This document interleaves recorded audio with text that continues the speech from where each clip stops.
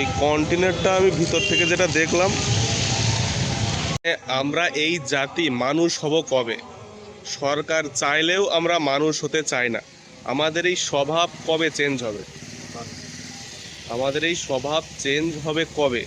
সরকার চাই আমরা শুধরে যাই, আমরা মানুষ হই, আমরা পরিষ্কার পরিচ্ছন্ন থাকি, কিন্তু আমরা নিজেরা চাই না। কি জন্য বলছি দেখুন ভিডিওটা। দিব্যি কিন্তু পৌরসভা থেকে গাড়ি দিয়ে গেছে ময়লা এর ভিতরে ফেলার জন্য, এবং এখানে লেখা আছে যত্রতত্র ময়লা আবর্জনা ফেলবেন না।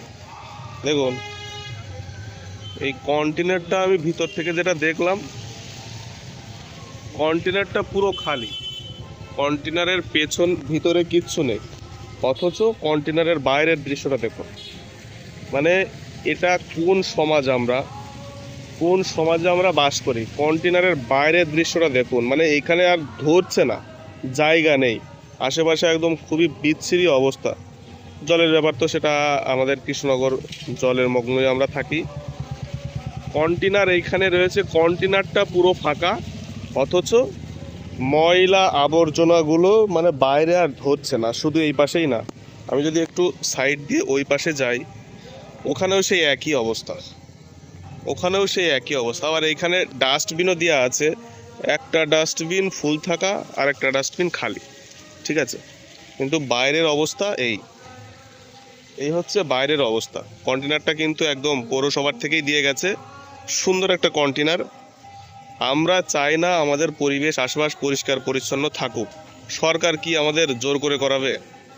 তবে এই অত্যাচার, এই অনাচার, এই অপরিচ্ছন্নতা শুধু কিন্তু আমাদের ওয়েস্ট বেঙ্গলের বাইরে চলে গেলে অন্যান্য কান্ট্রিতে মানে অন্যান্য স্টেটে এরকম কিন্তু নেই। সিকিমে গেছি আমি, অন্যান্য রাজ্যেও ঘুরে এসেছি, বাইরে কোনো ধরনের ময়লা আবর্জনা ফেলা কিন্তু দণ্ডনীয় অপরাধ, এবং প্রশাসন সেটা কড়া হাতে দমন করে।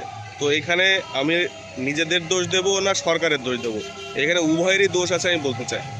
নিজেরা সচেতন হতে হবে, এবং সাথে সাথে প্রশাসন যদি করা হয় তাহলে কিন্তু মানুষ মানতে বাধ্য। এই বিষয়ে তোমাদের কি মতামত আছে অবশ্যই কমেন্ট বক্সে জানাবো।